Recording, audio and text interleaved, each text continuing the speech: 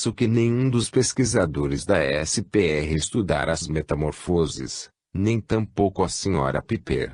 Devo acrescentar que ler o vídeo no original não é empresa tão fácil que se possa esquecer facilmente. Diante disso, portanto, as associações de Miers-Gillette na suposição de terem vindo mesmo da mente de Mieres, não satisfazem a hipótese de telepatia com nenhum de seus colegas vivos. Mas é claro, a história de Sakes e Alcyone foi contada muitas vezes em língua inglesa. Talvez a Sra. Piper, ou mesmo o Sr. Doe tenha lido uma versão inglesa. A despeito de muita pesquisa, Piddington só localizou duas obras populares que davam a história com o detalhe suficiente: a Geoffrey Fable, No Tempo das Fábulas, de Bulfinch, e The Classic Myths in English Literature, Os Mitos Clássicos na Literatura Inglesa, de Gailey, baseado no livro de Bulfinch. A Sra. Piper, sobre cuja honestidade nunca houve nenhuma dúvida séria, disse nunca ter lido tais livros, o que foi determinado por um interrogatório dela e suas filhas, e por um exame em suas estantes de livros. Doe, quando menino, lera partes do livro de Bulfinch. Não se lembrava desta história, porém, reavivada em sua memória quando viu os escritos e a interpretação de Piddington. Sua própria associação de Letty era óbvia: as águas do esquecimento. Parecem haver razões para negar que a sagacidade dos escritos refletia a versão de Bulfinch da história. Os escritos que se seguem imediatamente aos do Letty fazem referências a outras passagens de Ovídio que não são parafraseadas em Bulfinch, e os escritos introduzem num certo ponto a palavra Olimpo que está no texto de Ovídio que Mieres deve ter possuído, mas não aparece no livro de Bulfinch. Parece altamente improvável que a Sra. Piper poderia ter obtido, telepaticamente, sua informação sobre a história de Sakes e Alcyone de alguém no círculo dos que a investigavam. Nem poderia tê-la lido numa biblioteca após a primeira sessão. Logo de início, foi dada demasiada informação relevante. A Sra. Piper poderia ter obtido conhecimento da versão de Ovídio por P.S., por exemplo, lendo por clarividência uma tradução, ou sondando telepaticamente a cabeça de um erudito clássico. Mesmo se admitisse tal grau de P.S., ainda resta saber como o material teria sido localizado. Pois o que precisava ser localizado não era o vídeo, ou a história de Sakes e Alcyone, mas associações que Miers poderia ter dado ao nome Letty. A Sra. Piper inicialmente detectou a passagem em Ovídio por leitura clarividente, e instantânea, em algum livro de consulta. Piddington não conseguiu achar nenhum que mencionasse Ovídio sobre o verbete Letty. Ou será que, com a velocidade do raio, captou das mentes acessíveis ela uma que fosse bem dotada de conhecimento clássico, sem dúvida, algum professor de Harvard, e, perpassado rapidamente por seu subconsciente, como faria por uma enciclopédia, teria desenterrado a palavra Letty e uma série de obscuras associações a ela. Estas sugestões são totalmente sem sentido, e mais adiante indicaremos exatamente o porquê. O enigma literário que vou delinear a seguir é um dos obtidos pela mediunidade da Sra. Willett Sra. Colombiternat. O outro enigma Willett é conhecido como o caso Statius. O Sra. Willett era uma médium profissional, mas uma dama da alta sociedade britânica, atuante na política nacional e na Liga das Nações. Começou com a escrita automática em 1908, mas em 1909 foi-lhe sugerido pelos falecidos Miers e Gurney. Ela fora casada com Mieres, que deveria, ao invés disto, captar ideias e imagens que se insinuassem em sua mente, e então registrá-las pela voz ou pela escrita. O principal investigador dos casos Statius e Orelha de Dionísio foi G. W. Balfour, e os comunicadores foram dois eruditos clássicos recém-falecidos, a W. Verral, marido da Sra. M. de G. Verral, e S. H. Butcher. Tinham sido amigos íntimos. Butcher não conheceu em vida Sra. Willett, e Verral, só superficialmente. O caso da orelha de Dionísio é longo e complicado, e de novo só posso dar suas linhas gerais. Num certo número dos escritos de Willett, a maioria datando de 1914, com G. W. Balfour como assistente, os seguintes tópicos são mencionados ou aludidos. A orelha de Dionísio. Uma caverna de onde Dionísio, o velho, tirano de Siracusa, de 405 a 367 a.C., costumava ouvir possíveis conversas sediciosas entre os seus prisioneiros. Localizava-se em certas pedreiras da Sicília. Um escrito de Willett de 1910 referia-se a ela, e a senhora Verral, em consequência, perguntara a seu marido a respeito dela. As pedreiras de Siracusa, na Sicília. Ena, na Sicília. O calcanhar na Itália. Ulisses e Polifemo. Polifemo, o gigante de um olho só, aprisionou Ulisses em sua caverna. Assis e Galateia. Astis, um pastor, amava a ninfa Galateia, e foi morto pelo ciumento Polifemo. Ciúme. Música. Uma cítara. A poética, de Aristóteles. Sátira. Estas referências não resultavam em nada, tanto quanto Balfour e a senhora Verral podiam dizer. A chave foi dada pelo comunicador Butcher, num escrito de 2 de agosto de 1915, a senhora Verral sendo a médium, onde foi escrito o seguinte. A instrução oral foi entendida como pertencente à orelha, e agora ele pergunta se a sátira foi identificada. O homem se enrolou na pele de um carneiro e passou em segurança. Isso é simples, isto é, Ulisses escapando da caverna de Polifemo. Junte-se a isso Citareia e o homem da orelha. Há uma sátira. Escreva muros ciclópicos, porque disse muros. Eu disse fílox ciclópicos. Ele trabalhava nas pedreiras e inspirou-se no autor mais antigo para sua sátira a ciúme.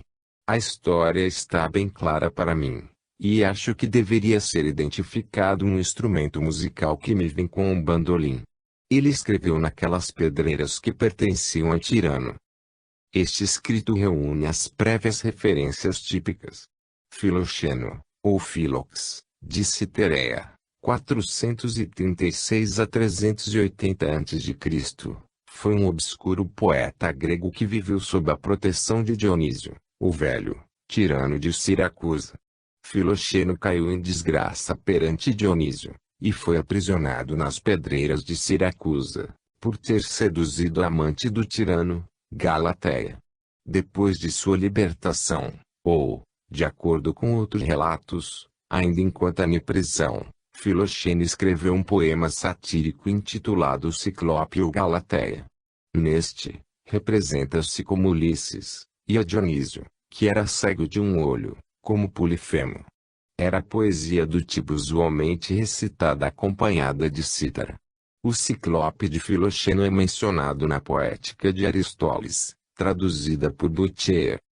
Nem a senhora Willett nem os investigadores jamais ouviram falar de Filoxeno, de cujas obras só restam alguns fragmentos. O conhecimento clássico apresentado na construção deste enigma está muito além do que a senhora Willett possuía. Ela não tinha nenhuma familiaridade com as línguas clássicas, e havia pouco ou nenhuma literatura clássica traduzida. Itens sobre Filoxeno em várias enciclopédias padrão daquela época não continham todos os pronomes dados nos escritos. Muitos, mas não todos, detalhes são encontrados no livro norte-americano mais ou menos obscuro, Greek Melike Poetes, Poetas Líricos Gregos, de H. W. Smith, do qual o professor Verral, o pretenso comunicador, usou um volume que lhe fora ofertado, para a preparação de algumas conferências. Não há dúvida de que, se a senhora Willett foi consciente e deliberadamente desonesta, poderíamos facilmente explicar o material que foi comunicado. Qualquer pessoa razoavelmente inteligente poderia ter montado um enigma como este depois de um período moderado de pesquisa numa grande biblioteca, ou depois de ter alguma sorte numa loja de livros usados, assim como achar o livro de Smith e seguir as pistas contidas nele. Nenhuma frase-chave que o comunicador teria de responder foi apresentada à senhora Willett logo de início. Ela estava livre para introduzir qualquer assunto que primeiro lhe ocorresse.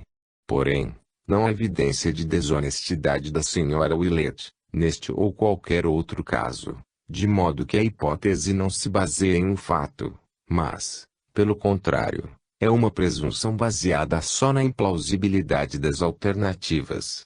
Como já disse, esta não é uma razão satisfatória para adotar uma teoria. Se rejeitarmos a teoria de fraude por parte da senhora Willett, somos forçados a crer em alguma forma da teoria da PS, pois a criptominesia concernente a pontos obscuros de erudição clássica dificilmente parece ser possível numa pessoa com os hábitos de leitura da senhora Willett. Poderíamos tentar supor que a senhora Willett, sondando clarividentemente a volta do seu material, deparasse com a página do Greek Melike Poetis, de Smith, ou que em suas investigações telepáticas das mentes apropriadas desse com um erudito que lera e assimilara esta obra. Ela extraiu a essência de uma fonte escolhida, e, num nível puramente inconsciente, elaborou o enigma literário. Já iludimos a este ponto tantas vezes que se torna até cansativo. Não há evidência independente de tal superpes. A clarividência pode ser excluída de imediato, porque o livro de Smith, se bem que em relatos derivados deste caso tenha sido mencionado como contendo todos os fatos relevantes numa só página, de fato não os contém. A informação que da página 461 precisaria ser suplementada por um erudito bem informado antes que o enigma da orelha de Dionísio pudesse construído a partir dela. Resta a possibilidade de que a informação tenha sido extraída por telepatia da mente de um erudito. Mas as inteligências comunicadoras não apresentaram apenas um pacote de fatos, a despeito das aparentes dificuldades de comunicação. Desenvolveram os fatos inteligentemente à maneira de pessoas que dominavam o assunto. O extrato dado acima, da sessão de 2 de agosto de 1915, talvez transmita melhor o que eu quero dizer. Voltamos ao ponto fundamental que levantei antes: adquirir um conjunto de fatos sobre, ou relacionados com, um certo tópico ou área, não é tornar-se mestre naquele assunto. O domínio é atingido pelo uso e pela prática inteligente, não engolindo e, depois, vomitando fatos. Pouco depois da publicação do trabalho de G. W. Balfour sobre a orelha de Dionísio, apareceu uma breve mas incisiva nota crítica de uma erudita clássica, senhorita F. Melian Stowell. Ela assinalou que a senhora Willett, se bem que não fosse versada no classicismo, sem dúvida tinha algum conhecimento relevante na cabeça. Provavelmente conhecia a história de Ulisses e Polifemo, e pode ter ouvido dizer que S.H. Butcher escrevera sobre a poética de Aristóteles. Talvez este conhecimento latente pudesse ter sido primeiro estimulado e então aumentado pela influência externa, o que não é novo para nós, da mente subconsciente da Sra. Verhall. Provavelmente a Sra. Verhall tivesse se deparado com toda a informação necessária. Há umas poucas referências esparsas a Filoxeno na literatura clássica, e os estudantes costumam pesquisar estas coisas, quando aparecem.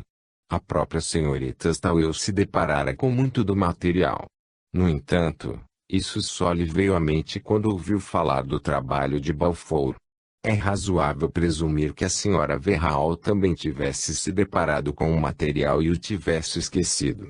E certamente, poderia ter visto de relance, e depois esquecido, o exemplar de Greek Melike Poetis, de Smith. E o caso do 7 mencionado no capítulo anterior, mostra que o subconsciente da Sra. Verhall era capaz de influenciar os escritos de outros automatistas. A senhorita Stowell acrescentou que o livro de Smith agora fora adotado em Cambridge. Sua alegação é convincente, e a resposta de Balfour não parece eficaz. Mas precisamos ficar em guarda contra o argumento constante do ego subliminar da Sra. Verhall como solução universal para se livrar de casos que poderiam pôr em perigo a hipótese da superpes. Há pouca evidência clara de que ela, ou qualquer um, possuísse os poderes por cujo uso tanto foi acusada. Vejamos quais poderiam ser esses supostos poderes. A senhorita Verral poderia ter sido A. Um imenso repositório de informação que ela não poderia lembrar conscientemente. B. Uma automatista bem-sucedida. C. Capaz de, telepática mas inconscientemente, controlar em algum detalhe os escritos de outros automatistas, inclusive da senhora Willett, ser na verdade um comunicador vivo operando por meio de telepatia ativa. D. Capaz de decidir, em nível inconsciente, que material poderia incorporar em seus escritos, e que material, assim como cultura clássica, seria mais convincente se transmitindo através de outros automatistas. E, capaz de agir como um comunicador vivo sob nomes falsos, sua real identidade e sua presença permanecendo desconhecidas dos automatistas que influenciava. F. Em alguns casos, capaz de, telepática ou clarividentemente, captar, de novo inconscientemente, o que era dito ao automatista à distância e induzir inconscientemente aquele automatista a uma resposta relevante, rápido bastante, para conduzir uma conversação com o assistente daquele automatista.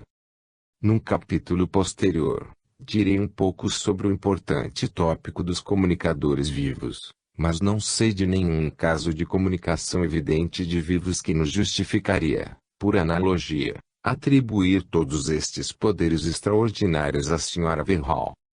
Xenoglossia. O interesse na exibição de habilidades características post-mortem em anos recentes focalizou-se especialmente em casos de xenoglossia, isto é, em que pessoas, usualmente médiums ou sujeitos de casos de reencarnação, falaram uma língua real, não uma imaginária, como possuidores de glossolalia, de que ordinariamente não têm conhecimento. Casos comparáveis, nos quais a linguagem é escrita, são chamados xenografia, mas não vou levar em conta esta distinção. Tais casos são obviamente de crucial importância para a presente discussão.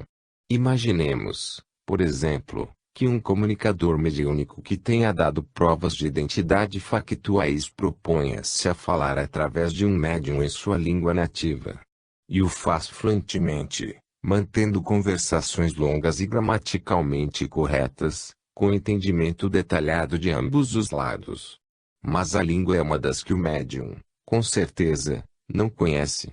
Podemos plausivelmente imaginar que o médium tenha adquirido sua capacidade linguística por várias décadas de pesquisa de laboratório razoavelmente intensas sobre pés não nos permitiram fixar quaisquer limites definidos ao seu possível raio de ação.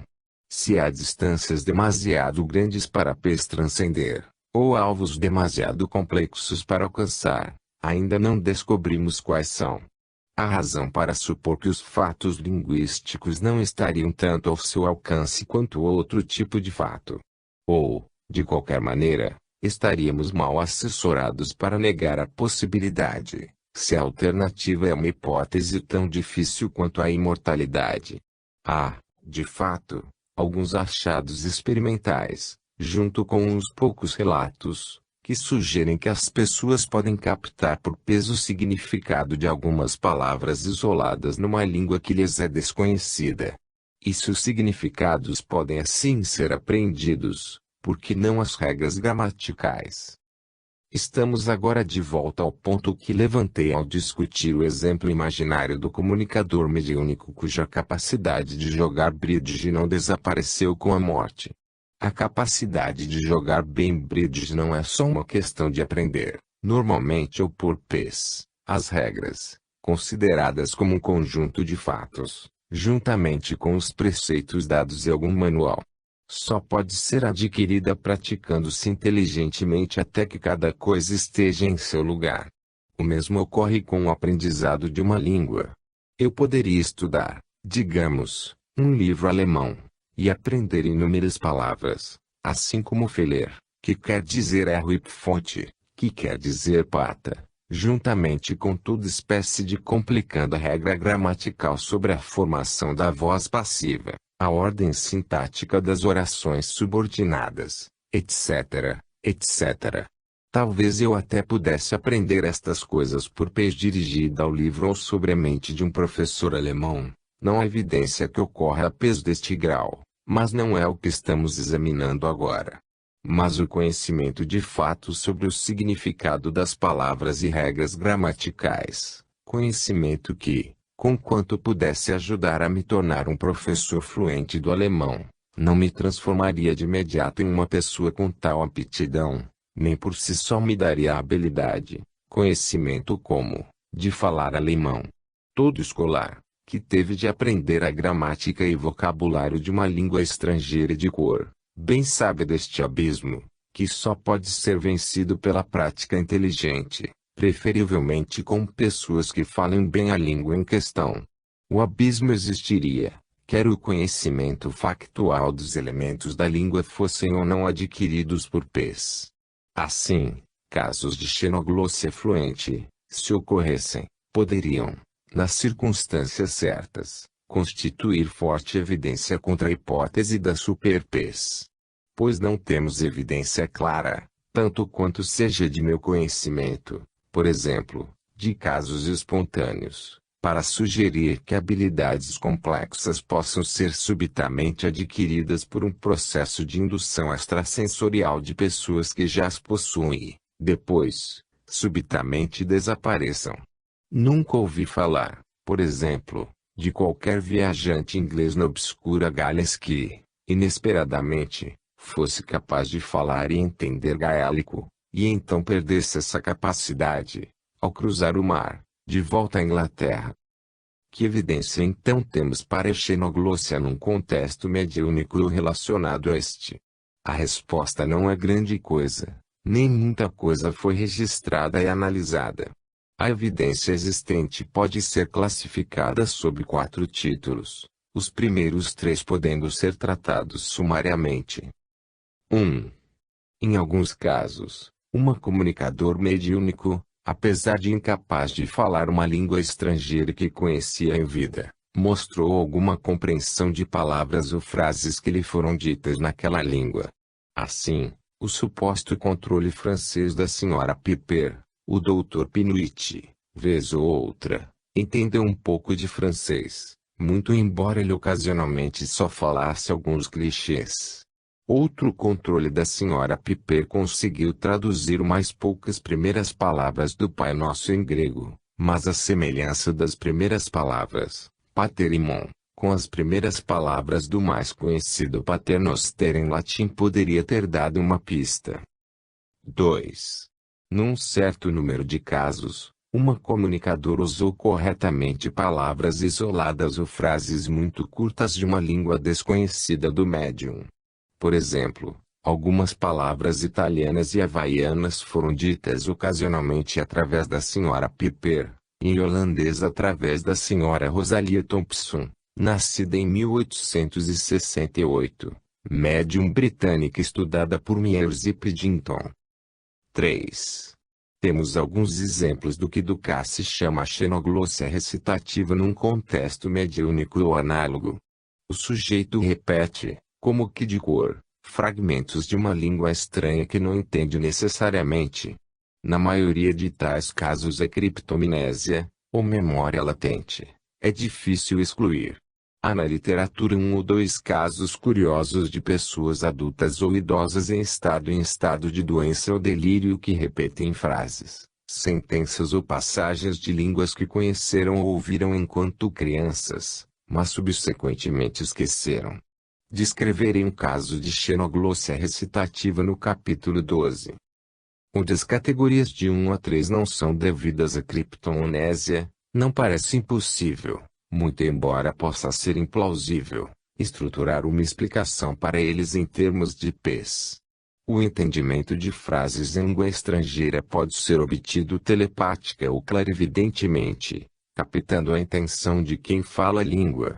Palavras isoladas, frases ou sentenças poderiam ser conhecidas por telepatia ou clarividência, com ou sem seus significados, ou, se a telepatia de agente ativo for possível, elas poderiam ser injetadas na mente do sensitivo pelos esforços de uma outra pessoa. É com casos da categoria remanescente que a espécie de dificuldades para a hipótese da superpes que descrevi acima se intensifica. 4. Por fim, temos os casos do que Ducasse chama a xenoglossia de resposta, em que o sujeito conversa inteligentemente na língua estrangeira. Alguns relatos destes casos são encontrados na literatura espírita, mas os padrões de registro e pesquisa raramente têm algum peso. Um caso aparentemente notável é o da automatista Rosemarie, estudada por Odilme. A guia de Rosemarie, Nona, alegava ter sido uma princesa babilônica que esposara o faraó Amenhotep III. Além de dar alguns relatos altamente circunstanciais de sua vida no Egito, e de seu relacionamento com Vola, encarnação anterior de Rosemarie, Nona transmitiu, ao longo de vários anos, um grande número de frases corretas e sentenças curtas em egípcio antigo. Rosemarie ouviu essas frases por clareaudiência, e então as disse em voz alta.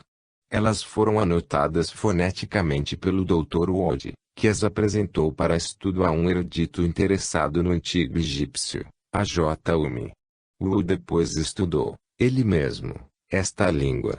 O falecido professor C.J. Ducasse, que submeteu o caso a uma rigorosa análise, conclui, a xenoglossia dá evidência forte de que a capacidade outrora possuída por uma pessoa de conversar de morada, objetiva, inteligente e inteligivelmente na língua egípcia de 3.000 anos atrás, ou numa língua relacionada de perto com ela, tenha sobrevivido por muitos séculos à morte do corpo daquela pessoa.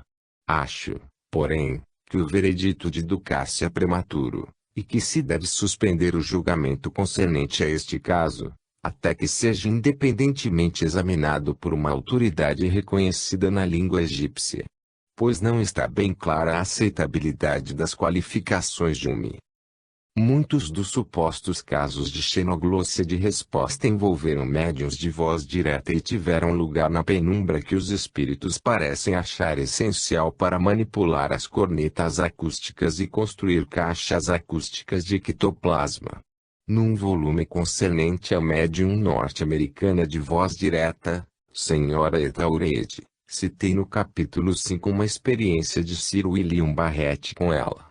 Conta-se que houve ocasiões em que amigos e parentes mortos de assistentes que falavam as línguas norueguesas, espanhola, croata, holandesa, italiana, alemã, francesa, hindustani, gaélica, sérvia e galesa, conversaram com eles sobre temas apropriados, em suas línguas. Muitos desses assistentes fizeram declarações assinadas e datadas. Infelizmente não temos registros fonográficos ou estenográficos dessas conversas, e é extremamente difícil saber o que dizer delas.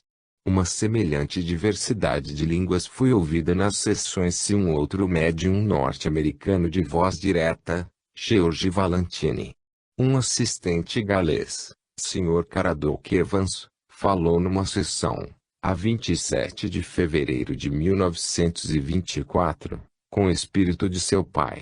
Perguntado em galês sobre a localização da casa em que morrera, o pai do Sr. Evans respondeu, Ujben e Avon. Mais tapes, Loereal, RHWNGYTRO. Pabatiri de Singofi. Y in medio eletibo obtruir de China Y, que significa, rio acima. Há degraus, muitos degraus, entre a casa e a estrada. Por que pergunta? Vai ver a casa todas as vezes que estiver na cidade. Numa sessão de Valentino em Nova York, um especialista em línguas orientais, Dr. Enimante, conversou em chinês arcaico com um espírito que se dizia o próprio Confúcio, sobre alguns pontos de textos eruditos. O imante editou notas em inglês dessa voz em chinês. Infelizmente nossa avaliação acerca dessas alegações extraordinárias é afetada pelo fato de que Valiantini foi várias vezes apanhando em fraudes das mais grosseiras.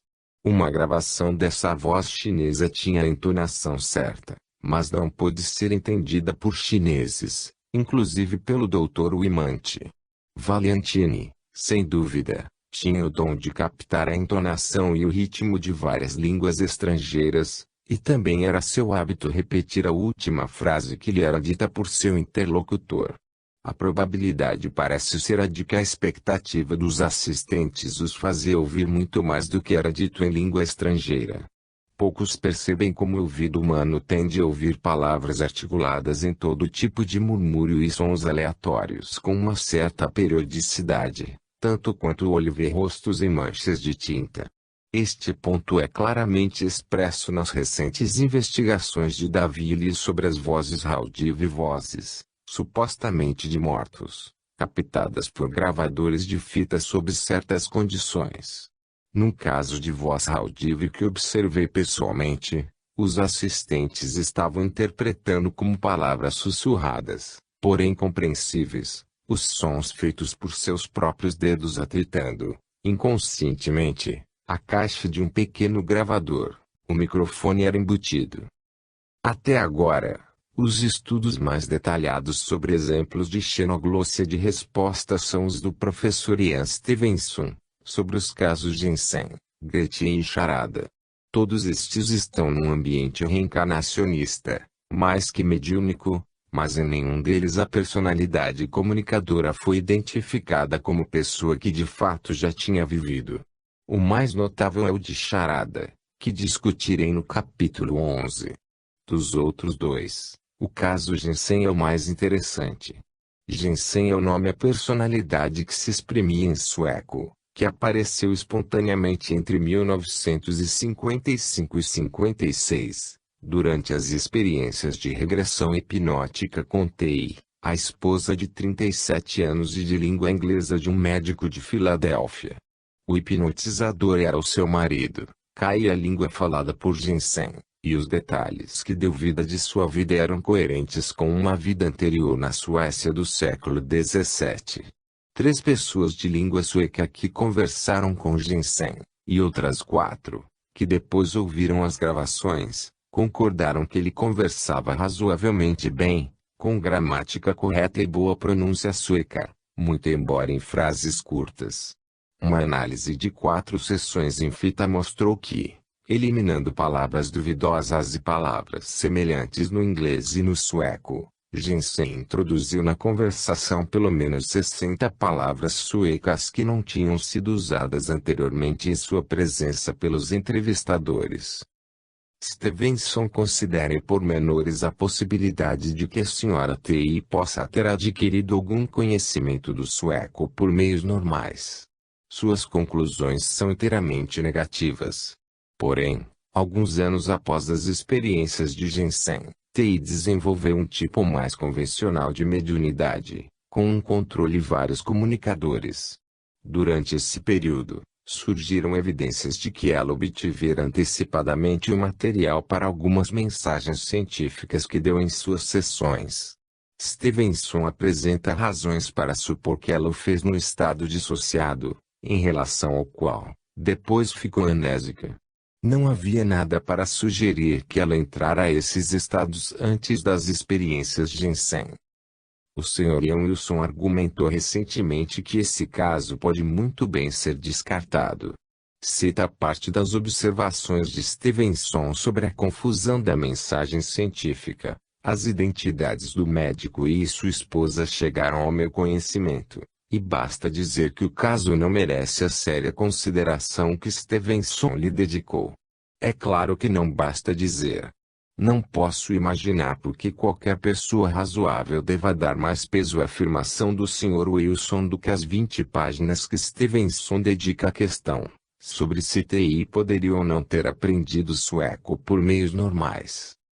Um ponto curioso sobre a xenoglossia de resposta é o seguinte. Se estou certo ao propor que habilidades, linguísticas ou outras, não podem ser adquiridas por PES, então, obviamente, não podem ser adquiridas por telepatia com pessoas falecidas, se é possível tal coisa. Daí, não devemos esperar um médium mental, cujos dons sejam essencialmente os de telepatia com os vivos ou os mortos, exibindo uma xenoglossia de resposta que seja fluente, em contraste com a habilidade de entender ou hesitantemente repetir a estranha frase ou palavra de uma língua estrangeira que lhe seja desconhecida. Isto pode ser considerado como algo que se ajusta ao fato de que a maioria dos casos aparentes de xenoglossia de resposta provém de médiums de voz direta ou de pessoas supostamente reencarnadas. Comecei este capítulo mencionando casos em que os comunicadores mediúnicos reproduziram exatamente os maneirismos, gestos, entonações, humor, etc., que foram características suas em vida, o que impressionou muitos amigos e parentes. Passei a descrever exemplos da manifestação post-mortem de habilidades características. E em capítulos anteriores descrevi com alguma extensão a evidência da sobrevivência da memória e propósitos característicos da pessoa. Mas, e este ponto é quase impossível de expor num espaço tão pequeno, em alguns casos surpreendentes, digamos, o caso GP ou o caso AVB, ou o comunicador Mies das correspondências cruzadas estes vários elementos, de acordo com os que estavam qualificados para julgar, estavam reunidos de maneira característica e reconhecível. Algo que é quase uma personalidade teria sido construído. A capacidade de construir, dramatizar ou imitar toda uma personalidade a partir destes elementos é em si uma habilidade que não pode ser reduzida a mero conhecimento de fatos. Deixem-me ilustrar. Num certo período de minha vida, passei muito tempo estudando correspondência, diários, papéis, etc., de Henry Wick e F.W.H. Mears. Aprendi muitos fatos sobre suas vidas particulares, seus amigos, seus hábitos e sua vida doméstica, muito mais fatos do que se possa supor que o maior dos sensitivos possa obter por vez. Mas nenhuma quantidade deste conhecimento factual, conhecimento que, de per se teria me capacitado a imitá-los, uma habilidade, conhecimento como, de maneira que seus amigos íntimos achassem que não fosse algo absurdo ou patético. Meu desempenho teria sido infinitamente menos impressionante que o da Sra. Piper ou da Sra. Leonard, em seus melhores dias, em verdade, em seus piores dias. Deve ser dito que não sou o tipo de pessoa que faz imitações em festas para obter aplausos. Não tenho talento para isso. Mas um imitador hábil, que vemos tanto no palco como na televisão, não se sairia muito melhor. Tal pessoa teria as habilidades próprias de sua profissão, e sem dúvida tentaria algo, se pressionada. Mas imitar, digamos, o Sr. Ibaraki não deixa de ser uma habilidade diferente da de imitar Sir Harold Wilson. Alguns imitadores conseguiriam imitar um, mas não ao outro. E as habilidades de fazer uma imitação de Eat e outra de Wilson devem ser adquiridas separadamente, ouvindo gravações de som e vídeo, praticando, gravando as tentativas, praticando de novo, e assim por diante. Não surgem diretamente de saber fatos sobre as vidas de Eat e de Wilson, seus maneirismos, vozes, hábitos de pensamento, modos de falar, etc. Mesmo que concordemos, temerariamente, que médiums como a Sra. Piper e a Sra. Leonard possam ter tido enormes poderes de pez, ainda resta um imenso problema. Como traduziram o conhecimento factual que foram capazes de obter daquela forma em imitações convincentes de pessoas falecidas, bem conhecidas de seus assistentes? 7. O controle dos médiuns. Nos 5 capítulos precedentes, coloquei-me, por assim dizer, do lado dos anjos. Preocupei-me principalmente em apresentar casos de evidências da imortalidade, a partir dos fenômenos mediúnicos. Minhas conclusões, no todo, foram favoráveis a esta evidência, embora não tenha podido encontrar uma fórmula exata para explicar tudo. Agora chegou a hora de mudar de lado e assumir o papel de advogado do diabo. Neste capítulo, e nos capítulos 10 e 13, apresentarei e avaliarei várias considerações que podem minar grandes áreas da evidência da imortalidade ou, mais diretamente, provar que a imortalidade é impossível. Talvez advogado do diabo seja o termo errado, pois que o diabo pode ter suas próprias razões para apoiar a imortalidade da alma. O problema inicial é achar um ponto de partida. Muitos dos que investiram mais fortemente contra as opiniões imoralistas e as supostas evidências demonstraram uma presteza em rotular uma evidência como insuficiente, tal qual aquela que eles, tão profusamente, e às vezes tão corretamente, atribuem a seus oponentes. Acho que não é de estranhar que um dos piores livros pro parapsicologia dos últimos anos, e um dos piores livros anti-parapsicologia, sejam ambos escritos pelo mesmo indivíduo. A declaração mais sucinta e mais bem informada contra a imortalidade é ainda o falecido professor R. Dodds Porque Não Acredito em Imortalidade, publicada nas atas da SPR, há cerca de 50 anos. Basearei minha posição no trabalho de Dodds, sem fazer, porém, referências detalhadas a ele. Este capítulo e os subsequentes tentarão uma crítica e avaliação da evidência da imortalidade fornecida pelos fenômenos da mediunidade mental. Como erudito clássico e historiador do neoplatonismo, Dodds estava muito impressionado com certas considerações históricas. Se os que partiram podem de fato se comunicar com os vivos por meio de médiuns mentais, por que mostraram tão poucos sinais dessa capacidade? Antes do início do movimento espírita moderno, em 1848, não havia falta de mecanismos necessários, nem do necessário interesse por parte dos vivos. A evidência coligida do livro de Oesterreich sobre possessão demonstra que o transe mediúnico foi um fenômeno razoavelmente constante em todas as eras e entre todos os povos, e curiosamente, sobre o estado dos mortos, deixou marcas semelhantes na literatura da Grécia, e de Roma, na Idade Média, e da Renascença. Mas, há algo ainda mais singular. Os dois grupos de médiuns de antes do século XIX, sobre os quais temos mais informação, o Catochoi do último período greco-romano, e as feiticeiras dos séculos XVI e XVII, ou melhor, as vítimas das feiticeiras, embora executando numerosos dos feitos dos médiuns modernos, perversamente lhes foram atribuídos, naqueles casos, a mediação de deuses ou demônios não humanos, e, em outros, do diabo. De novo, por quê? Parece-me que, aqui, Dodds está exagerando um pouco. Suas observações são válidas, principalmente para a Europa Ocidental, onde foram tomadas medidas repressivas atípicas, e até mesmo nessa parte do mundo houve notáveis exceções. Há razão para supor que em muitas culturas não europeias a comunicação mediúnica com os mortos foi praticada por século, nas formas abordadas no capítulo 2. Ela parece ser e ter sido uma prática muito difundida. É verdade que pouca evidência da imortalidade nos veio dessas culturas.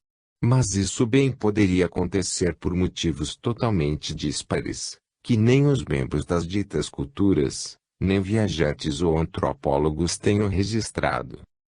Mesmo que a tese de Dodds não seja aprovada, há um ponto a isso relacionado que tem algum peso.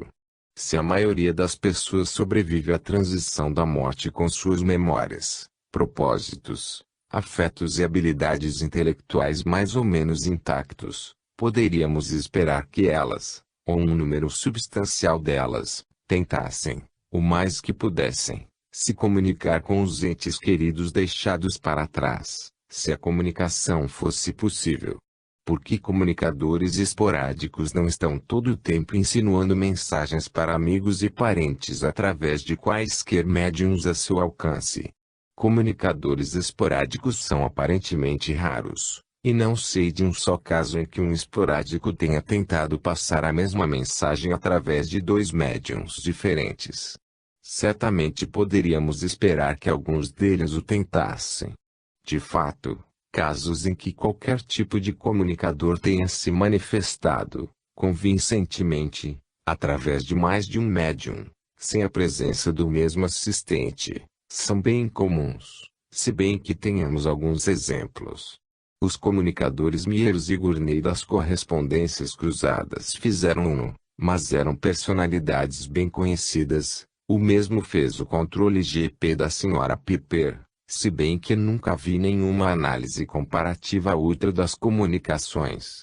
Em suma, visite um bom médium e haverá uma chance razoável de que ouvirá falar da pessoa falecida com quem você deseja entrar em contato. Essa pessoa morta, porém, dificilmente lhe enviará uma mensagem inesperada. Em igualdade de condições, isto pode ser usado para sugerir que o que quer que esteja envolvido na comunicação mediúnica são os fatores deste mundo que são cruciais, mais que os do outro. Uma resposta a este argumento poderia ser, por exemplo, explorar outras razões possíveis para a aparente raridade de comunicadores esporádicos, comparar com o capítulo 5. Ou contrastar comunicadores mediúnicos com aparições dos mortos. As aparições dos mortos costumam surgir como intrusos indesejáveis à paz de espírito de pessoas totalmente estranhas, mas recusam-se a aparecer para aqueles que deliberadamente os procuram, especialmente se são parapsicólogos. Quando os sombrios pesquisadores vêm, os brutos dos fantasmas vão. Uma questão de maior importância, e que provocou grande polêmica, foi a das condições dos controles dos médiuns em transe. Os principais médiuns de transe, tais como a Sra. Piper, a Sra. Leonard, a Sra. Soul e a Sra. Garrett, forneceram o que deve ser a mais impressionante evidência mediúnica da imortalidade. Os médiuns de transe tendem a ter um ou uns poucos controles regulares, isto é, espíritos que aparentemente tomam o corpo do médium por períodos extensos, e comunicam-se através dele, dentre os quais o próprio guia do médium, espíritos que, como o Pinuit da Sra. Piper ou a Feda da Sra. Leonard, cuidam dos interesses dos médiums e agem como entrevistadores ou mestres de cerimônias do outro lado. Já foi sugerido, várias vezes, que os controles dos médiuns de transe são simplesmente personalidades secundárias, comparadas com as diferentes fases dos vários casos bem conhecidos de personalidade múltipla histérica. Esta tática poderia ser refutada por explicar um fenômeno de status duvidoso em função de outro, mas uma implicação fica bem clara. Os psiquiatras modernos tendem a argumentar que os primeiros investigadores exageraram muito, e, por vezes, por suas próprias sondagens, ampliaram as diferenças entre as várias personalidades que se manifestam em tais casos. No fundo, só há uma personalidade, sofrendo súbitas e violentas mudanças, sem dúvida, de origem patológica.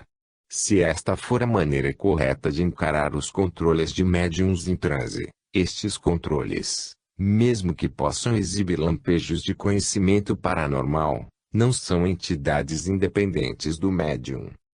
É possível empilhar argumentos de ambos os lados desta questão. Assim, em favor da teoria da personalidade múltipla, podemos dizer: 1. É possível construir uma série de casos intermediários que, por assim dizer, cruzam o abismo entre, digamos, os controles mais realistas da Sra. Piper e da Sra. Leonard, e os casos de indubitável personalidade dupla. 2. Há óbvias semelhanças entre os guias um tanto infantis de certos médiuns e as personalidades maliciosas e caprichosas que apareceram em alguns casos de personalidade múltipla histérica. 3. Em pelo menos uma oportunidade, o sujeito de um caso clássico de personalidade múltipla manifestou-se, posteriormente, como um médium versátil. Porém deve-se acrescentar que isso aconteceu depois de ele ter sido aliviado dos sintomas histéricos, tornando-se, então, aparentemente, uma pessoa normal. Contra a teoria da personalidade múltipla, podemos aduzir as seguintes considerações. 1. O número de diferentes personalidades que podem controlar um médium em transe, no decurso de sua carreira, excede amplamente qualquer paralelo que possa ser oferecido pelos anais da personalidade múltipla. Tampouco excede um paralelo completo para as manifestações simultâneas e aparentemente completas de duas personalidades, uma pela mão, outra pela voz, comuns durante determinado período da mediunidade da Sra. Piper. 2. Não parece haver nada de desordenado nas personalidades normais da Sra. Piper, da Sra. Leonard, e de outros dos principais médiums de transe. No capítulo 5 fiz uma consideração similar sobre os xamãs e curandeiros que exercem papéis análogos em outras sociedades. 3. As idas e vindas da maioria dos controles mediúnicos, diversamente às personalidades secundárias, são estritamente circunscritos. Não consigo divisar muita esperança de obter uma decisão, com base nestas observações gerais. Foram feitas tentativas com a Sra. Garrett e com a Sra. Leonard, e lançar luz sobre a matéria, administrando vários testes psicológicos ao médium em seu estado normal, e quando controlado por seu guia. Surgiram certas diferenças, mas o trabalho foi criticado, e não está claro como os resultados deveriam ser interpretados. Para ir mais longe, precisamos examinar estudos em profundidade da psicologia de médiums de transe. Infelizmente, estes não são numerosos.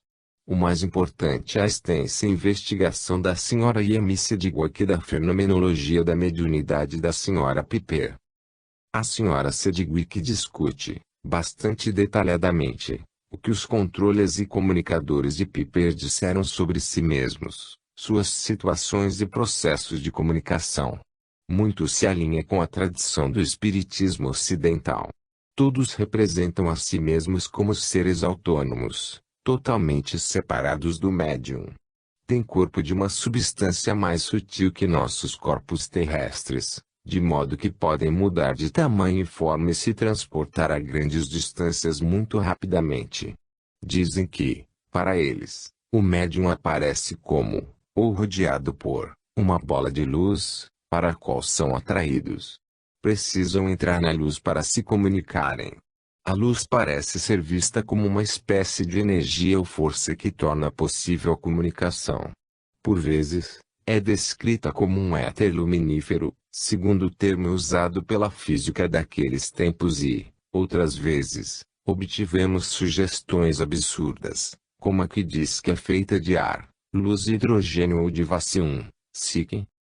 Quando um espírito entra na luz, ele pode, por meios que não ficaram bem esclarecidos, operar através do organismo do médium com maior ou menor eficácia, e tomar consciência do assistente e do ambiente do médium através dos órgãos sensoriais deste, especialmente dos ouvidos. Os olhos casualmente estão fechados.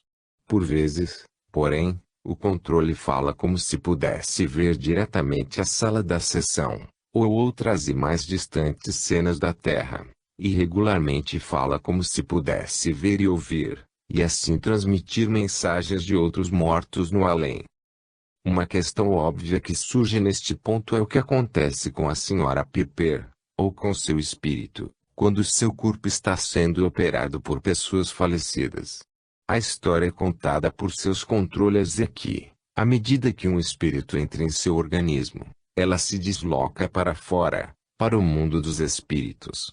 Frequentemente se diz que ela fica ligada ao corpo por um delgado cordão, talvez feito da misteriosa luz mencionada acima. Se este cordão fosse rompido, ela não poderia retornar ao corpo e morreria. O cordão por vezes é escrito como tendo também outras funções.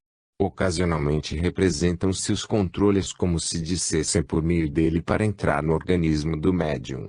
E também já foi dito mais de uma vez que o cordão funciona como uma linha telefônica, pela qual os controles não comunicadores podem falar aos controles que ocupam o corpo. A própria Sra. Piper, ao acordar de seu transe, por vezes, Por um momento, retinha uma aparente memória do que lhe acontecera no mundo dos espíritos, e parecia mesmo ter uma consciência residual desse mundo. Neste estágio de vigília ela por vezes repetiria, corretamente, os nomes que lhe foram dados no mundo dos espíritos, e em diversas ocasiões ela foi capaz de identificar, em fotografias, as pessoas falecidas que encontrara lá. Os controles da Sra. Piper consideram-se entidades completamente separadas do médium e, para provar o que dizem, apresentam um quadro de suas próprias atividades, enquanto controlam e se comunicam. Podemos aceitar esta opinião que dão sobre si mesmos? A Sra. Sedgwick diz que não. Há muitos pontos que lhes são contrários. Para começar, há numerosos controles que são certamente fictícios. Pinwich é um deles. Chlorine é outro. Dentre outros, encontram-se um Julius Caesar, Sick, e um Sir Walter Scott tão totalmente incompatíveis com os originais que mal se pode encará-los como imitações. O bando de controles Imperator também pertence a este grupo.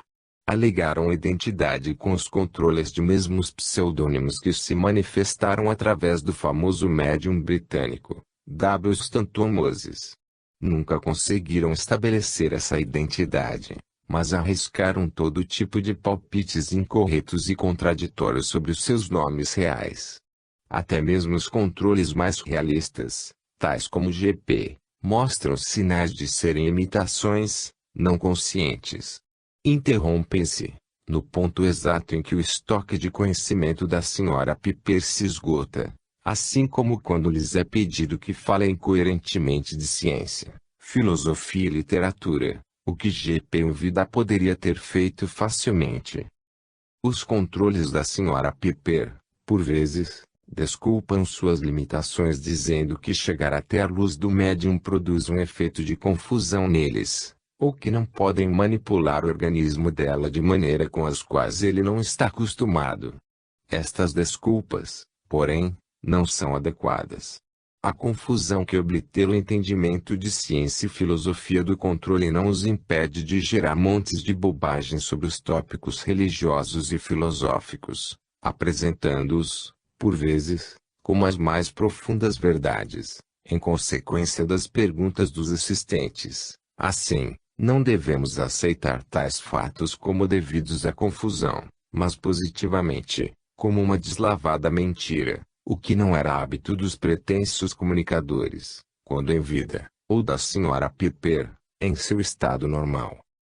Tendências similares à falsidade são manifestadas na maneira com que os controles encobrem seus erros. Os controles, via de regra, não admitem seus erros. Justificam, explicam, fabricam qualquer desculpa, por mais tênue e infantil que seja. Todas as outras considerações parecem subordinadas a um impulso dominante para manter o drama fluindo sem pausas ou hesitações. Que o drama do transe de comunicação com os mortos é realmente um desempenho teatral do médium, não deliberado, antes seria a encenação de um sonho, é fortemente sugerido pela seguinte consideração adicional: alguns controles, como GP ou Benie Junot, são muito semelhantes ao que eram em vida, e, de fato, convenceram muitas pessoas de sua autenticidade. Outros, porém, como Julius Caesar, Sir Walter Scott e George Eliot, que alegou ter encontrado Adam Bede no outro mundo, são tão implausíveis, deformados e estilizados em sua dicção e sentimentos que ninguém os veria como qualquer coisa que não fosse uma ficção. Mas os comunicadores mais plausíveis garantirão, no tom mais firme, a autenticidade dos menos plausíveis, de modo que a autenticidade do primeiro fica inextricável e desvantajosamente amarrada à autenticidade do último, e torna-se abundantemente claro que a manutenção do drama é de fundamental importância e que todos os controles, de GP até Julius Caesar, são parte integrante da fantasia criativa do dramaturgo. Se quisermos mais provas de que os controles e os comunicadores são simplesmente aspectos da própria Sra. Piper, poderemos, talvez, encontrá-las na dicção e no palavreado das comunicações. Pode-se descobri-las, por exemplo, no uso rebuscado e rebarbativo de formas arcaicas de expressão pelo bando imperador. Muito embora membros do bando aleguem ser, por detrás de seus pseudônimos, Homero e Ulisses, a senhora Piper, uma protestante da Nova Inglaterra, naturalmente esperaria que líderes religiosos usassem as formas de expressão encontradas no Antigo Testamento, e os erros cometidos ao manipular a dicção